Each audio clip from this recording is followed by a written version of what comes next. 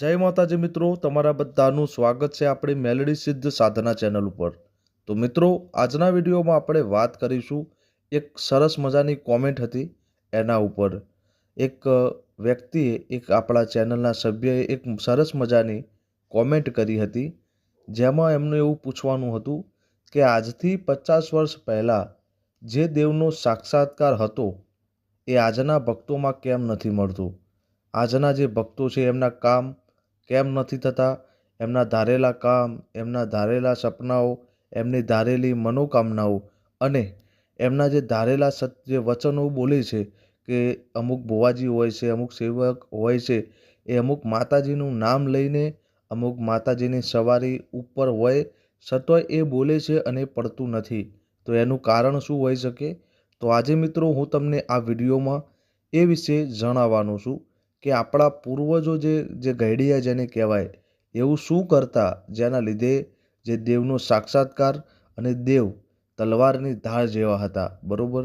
તો આજે આપણે આ વિષય ઉપર ચર્ચા કરવાના છીએ। તો ચાલો મિત્રો, વિડીયોમાં વધારે વાર ના કરતા આ વિડીયોને અંત સુધી તમે જોજો। એના લીધે તમને આ વિડીયો જેને પણ જોઈ લીધો એને 95થી 96%, 100% તો હું કહેતો નથી, કેમ કે જેટલી જાણકારી મારા પાસે છે, મારા પાસે જેટલો અનુભવ છે એટલી વાત તમને હું જણાવવા માગું છું। તો વિડીયોને અંત સુધી જુઓ અને વિડીયો ગમે, આપણી સરળ ભાષા તમને ગમે તો લાઇક, શેર અને સબસ્ક્રાઈબ કરવા વિનંતી છે। તો મિત્રો, સૌથી પહેલાં તો હું તમને જણાવી દઉં કે આજે ઘણા ખરા ભક્તો જે અત્યારે તમે જાણો છો કે ઘણા બધા માણસોનો એક જ પ્રશ્ન છે કે હું ઘણી બધી માતાજીની ભક્તિ સેવા, ભગવાનને માનું છું, માતાજીને માનું છું, દીવા ધૂપ કરું છું, ભક્તિ કરું છું, ઘણો ખરો ટાઈમ આપું છું, શ્રદ્ધા રાખું છું, છતોય હું દુઃખી કેમ? આવા વિચારો આજના યુગમાં અને આજના જે ભક્તો છે એના મનમાં ચાલતા હોય છે, આજના જે સેવકો છે એમના મનમાં પણ ચાલતા હોય છે। અને આજથી 50 વર્ષ પહેલાં કે જે આપણા ઘરડિયાઓને પૂર્વજ થઈ ગયા, એમને તમે સાંભળ્યું હશે કે ઉડતા ચકલા પાડતા, બરોબર, બહુ ઉગ્ર ભુવાપણી કરીને ગયા હોય કે પછી કયો માતાજીને એમને સહારા હોય। ઘણી જગ્યાએ તમે વાર્તાઓમાં સાંભળ્યું હશે, ઘણા અમુક કિસ્સાઓ સાંભળ્યા હશે તમારા ઘરડીઓના, તમારા પૂર્વજના, કે માતાજી એમને એમ કે માતાજી અને એમના વચ્ચે એવો દોર હતો કે જ્યારે પણ એમની જરૂર પડે એના પહેલાં માતાજી દેવ હાજર હોય। અત્યારે આપણે ગમે તેટલી ભક્તિ કરીને થાકી જઈએ, ગમે તેટલી મનોકામના, ગમે તેટલી શ્રદ્ધા રાખીને તૂટી જઈએ, છતાંય આપણું માતાજી સાંભળતા નથી। તો શું તમારું એવું માનવું હશે કે માતાજી નથી, આ પૃથ્વી ઉપર હવે માતાજી રહ્યા નથી, ભગવાન નથી? તો મિત્રો, જો આવા વિચારો તમારા મનમાં આવતા હોય તો એ તમે સતત અને સંપૂર્ણપણે ખોટા છો, બરાબર? માતાજી એના એ છે, દેવ એના એ છે, ખાલી માણસો બદલાણા છે। મિત્રો, હવે તમને હું જણાવું કે શું કરતા એવા આપણા પૂર્વજ, આપણા ઘરડિયા, જેના લીધે માતાજી એમને આવો સહકાર અને આવા ફળદાયી પડ્યા હતા। તો મિત્રો, તમને એક જ વસ્તુ જણાવી દઉં કે જે આપણા ઘરડિયા હતા એ આચાર વિચારના શુદ્ધ હતા। હવે ઘણા બધા માણસો એવા જે અજ્ઞાનીઓ છે એ આપણા આ વિડીયોનો વિરોધ પણ કરશે, પણ મને કશો ફરક પડતો નથી, કેમ કે હું એવા માણસો માટે વિડીયો બનાવું છું જે સભ્યો, મારા જેન્યુઅન સભ્યો છે આપણા ચેનલના, જેને આ જાણકારીની જરૂર છે। તો મને કંઈ ફરક પડતો નથી કે કોણ મારો વિરોધ ઉઠાવે છે, કેમ કે આપણે કોઈનું નામ લઈને કે કોઈ ભુવાજી કે કોઈનો વિરોધ કરતા નથી। આપણે ચેનલ ઉપર કોઈનો વિરોધ થતો નથી, ખાલી સત્ય બોલવું એ મારો ધર્મ છે અને મારી જે પબ્લિક છે, જે મારા ચેનલના સભ્યો છે, એમને જાગૃત કરવા અને સાચા માર્ગ ઉપર ચડાવવા, એવો મારો જે ઉદ્દેશ છે આપણી ચેનલનો। તો પહેલાંના ઘરડિયા મિત્રો એવું ભક્તિ કરતા, એ મનથી અને તનથી ચંચળ હતા। આજના યુગમાં એ બનતું નથી। અત્યારે ઘણા બધા માણસો એવું કહે છે કે આપણા ઘરડિયા પૂર્વજ હતા એમને માતાજી સાક્ષાત દર્શન આપતા, સમ્મુખ વાતો કરતા, કેમ કે એ મિત્રો તમને એક જ વસ્તુ જણાવવા માગું છું, એમના મન પવિત્ર હતા, એમની રહેણી કહેણી પવિત્ર હતી અને જૂની ખરા પણ પવિત્ર હતી, એમના આચાર વિચાર પવિત્ર હતા, માન, મોભો અને મર્યાદા હતી, એના લીધે દેવ સાક્ષાત્કાર કરતા, દેવ દર્શન આપતા, ધારેલા કામ કરતા, સમ્મુખ માતાને મળતા. મિત્રો, આજના તમે સમયમાં જાણો છો, કેમ કે સારા એવા સભ્યો છે આપણે ચેનલ ઉપર, અને બધા જ જ્ઞાની માણસો છે અને સારા એવા સમજણવાળા માણસો છે, કે અત્યારના યુગમાં તમે જોવો છો કે સ્ત્રી જે આપણી દીકરીઓ છે, આપણી બહેનો છે, એ સિક્યોર નથી. બરોબર? કોઈ કોલેજ જતું હશે, કોઈ ભણવા જતું હશે, કંઈક ઘરમાંથી કંઈક બહાર કંઈક કામ કરવા નીકળ્યું હશે. આપણા સ્ત્રી બહેનોની વાતો કરું છું. હવે આપણા જેવા જ એ બાર લુખા બેઠા હોય, એ જ કોમેન્ટો મારતા હોય કે આમ કે તેમને. બરોબર?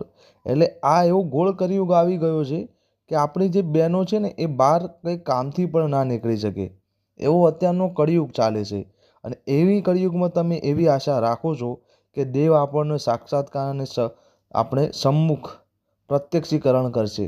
કેમ કે ભાઈ, હવે દેવને વિશ્વાસ નથી રહ્યો જે આ યુગની જે પ્રજાતિ છે એમના ઉપર.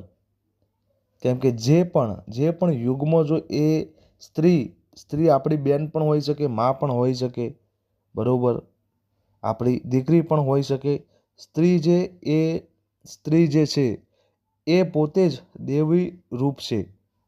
હવે જો એ જ સિક્યોર નથી, તો આપણા દેવોને કઈ રીતે એવું લાગે કે આ માણસને મારે મુલાકાત લેવી? પેલું તમે સાંભળ્યું હશે કે હાથમાં માળા અને પેટમાં લાળા.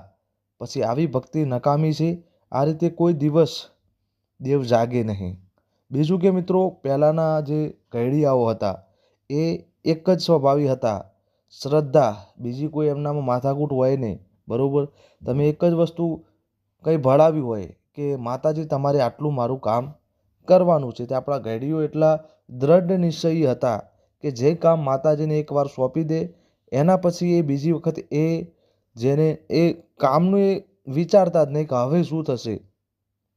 એમના મનમાં એમ જ કે આપણે માતાજીને સંભળાવી દીધું છે, આપણે માતાજીને જણાવી દીધું છે, એટલે ટાઈમ આવશે, સમય થશે, એટલે એ કામ પણ આપણું માતાજી પૂરું કરશે. અને અત્યારની જનરેશન સવારે કામ સોંપ્યું હોય અને સાંજે ઘેર આવે એટલે દેવને મેણો મારે કે ભાઈ સવારની હોજ થઈ ગઈ પણ હજી કામ મળ્યું નથી, મારું કામ કેમ થતું નથી? પણ મિત્રો, હું એક જ વસ્તુ જણાવું છું, જ્યારે પણ તમે એક્સેપ્ટતા રાખો છો દેવ જોડે કે માતાજી મારું આટલું કામ કરશે, ત્યારે એક્સેપ્ટતા માતાજી પણ રાખે છે કે મારો દીકરો, મારો પુત્ર મારા ઉપર કેટલો વિશ્વાસ રાખે છે અને કેટલા સમય સુધી એ ભાન ભૂલતો નથી, કેટલા સમય સુધી મારા ઉપર ટકી રહે છે. અને અત્યારે તો કેવું, પહેલાં પોતાની માતાજીને બધા સમરતા હોય છે, એમને કામ સોંપે છે, ના થાય એટલે પછી બહાર દોડવા લાગે છે કે આ જગ્યાએ સારી જાગૃત મંદિર છે, આ જગ્યાએ સારા દેવ છે. ભાઈ, કોઈ સારું કે કોઈ ખોટું દેવ નથી, કોઈ નાનું નથી, કોઈ મોટું દેવ નથી. મેટર કરે છે તમારી શ્રદ્ધા, તમારી ભાવના અને તમારા મનની અને બુદ્ધિની પવિત્રતા, તમારા માગવાની રીત અને કેવા ટાઈમે કેવું માગવું છે એ પણ ડિપેન્ડ કરે છે. ઘેર બેઠા જો કરોડપતિના સપના જોતા હોય તો એ વ્યર્થ છે. કોઈ દેવ નથી એવું કે તમને ઘેર બેઠા કરોડપતિ બનાવી દે. બરાબર? અમુક માણસો એવા બધા પ્રશ્નો હોય છે એમના, એવી બધી લાલસા હોય છે, મોહ. અમુક વ્યક્તિઓ તો, આપણે નથી કહેતા કે દેવ જોડે જાઓ, દેવની ભક્તિમાં જોડાવ, ભગવાનની ભક્તિમાં જોડાવ, તો મોહ ત્યાગી દેવો જોઈએ. હવે અત્યારની જનરેશનને 99% જે માગવાની ભગવાન જોડે, માતાજી જોડે જે પણ માગે છે ને, એ 99% મોહ માગે છે, મોહ અને માયા માગે છે. અને ત્યાગવાની વસ્તુ કરી છે ભક્તિમાં. અને ઘરડીયાઓ આ કરીને ગયા. આપણા જોડે સારી એવી નોકરી ધંધો છે. અમુક માણસો જે વિડીયો જોવી સરકારી નોકરી પણ કરતા હશે, સારા એવા પગારદારી હશે, સારા એવા વેલસેટ હશે, ભણેલા ગણેલા હશે, કોઈને કોઈ જેની જે આવડત છે એમાં એ સારા એવા કામ કરતા હશે અને પોતાની રોજીરોટી ચલાવતા હશે. મિત્રો, કોઈ એવો સજ્જન માણસ આ વિડીયો જોતો હશે તો એમને ખબર પડી ગઈ હશે કે પહેલાંના જે ઘરડીયા હતા ને, એમના પાસે કોઈ નોકરી ધંધા કે રૂપિયાનું કોઈ મોહ નહોતું. રૂપિયા વગરે એ બધા પ્રસંગો પતાવીને ગયા, બધું કામ કરીને ગયા, બધું સારું એમનું આખું જીવન, આખું આયખું માતાજીએ તાર્યું છે. તો તમને કેમ નથી વિશ્વાસ કે તમારું પણ દેવ જાગશે અને તમારું કામ કરશે, તમારી મનોકામના પૂર્ણ કરશે, તમારી જિંદગીમાં તમારી જે સુખમય વાતાવરણ છે એમાં હજી આનંદ મેળવશે? આ વિશ્વાસ જ્યાં સુધી તમારામાં નહીં આવે ત્યાં સુધી માતાજી તમારા સામે લમડો વાળવાના નથી. બીજું મિત્રો તમને જણાવું, દેવ છે એ જાણવાની વસ્તુ નથી, એ માનવાની વસ્તુ છે. એના પારખા ના હોય, એના પરિણામ ના હોય, એની કોઈ ધીજ ના હોય.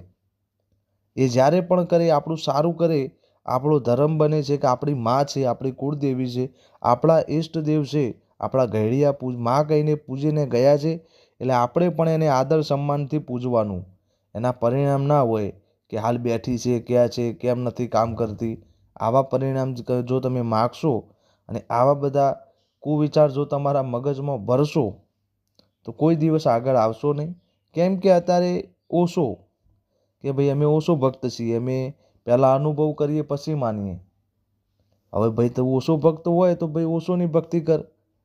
તારે દેવમાં આવવાની જરૂર નથી, ભગવાનને માનવાની જરૂર નથી, માતાજીને માનવાની જરૂર નથી.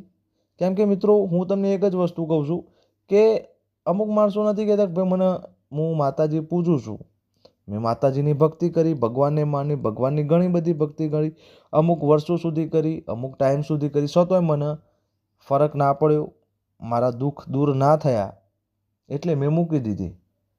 એટલે હવે તમે તમારી ભક્તિ મૂકવાથી, તમારી શ્રદ્ધા ડગમગાવવાથી તમને એવું માનો છો કે માતાજીને કંઈ ખોટ પડશે, તો એ તમારી ખોટી વાત છે. બરાબર? તમે માનો ના માનો એને કંઈ ફરક પડવાનું નથી. તમે દેવથી છો, માતાજી ભગવાનથી તમે છો.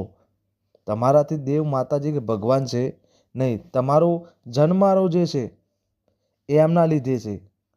અમુક જે આદ્ય શક્તિઓ થઈ ગઈ, અમુક ભગવાનો જે થઈ ગયા, જેને રાક્ષસોનો વિનાશ કર્યો, એવી દેવીઓ પણ થઈ ગઈ જેને રાક્ષસોનો વિનાશ કર્યો. જો એ રાક્ષસોનો વિનાશ આજે તમે હાલ જે દેવી દેવતા પૂજો છો એમને રાક્ષસોનો વિનાશ કર્યો, ત્યારે અત્યારે આપણી ધરતી ઉપર, આ ભૂમિ ઉપર માણસની પ્રજાતિ છે.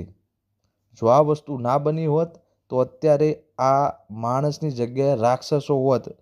જો કે અત્યારે એવો કોઈ તફાવત રહ્યો નથી માણસમાં અને રાક્ષસમાં. બરાબર? એટલે કંઈ કહેવા જેવું નથી. પણ જેને પણ આ વિડીયોમાં થોડી ઘણી પણ સમજણ પડી હશે, જેને પણ ડીપલી આ વિડીયો સમજ્યો હશે, એને ઘણું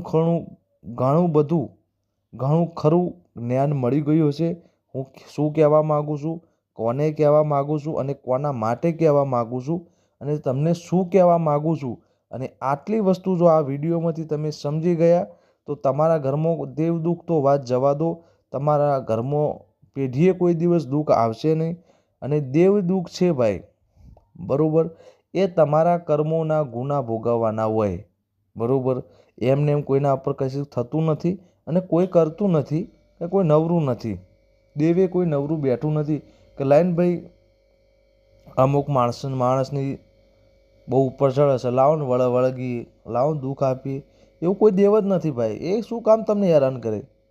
એટલે તમે તમારા ગુનાપાત્ર હોય તો તમને દંડ મળે. બાકી ભગવાને કીધેલું છે, શ્રી કૃષ્ણને ભગવાને કીધેલું છે, શ્રી કૃષ્ણએ, કે તમે સાચા છો, તમે સાચા છો, દુનિયામાં કોઈ એવી શક્તિ નથી જે તમને નડે.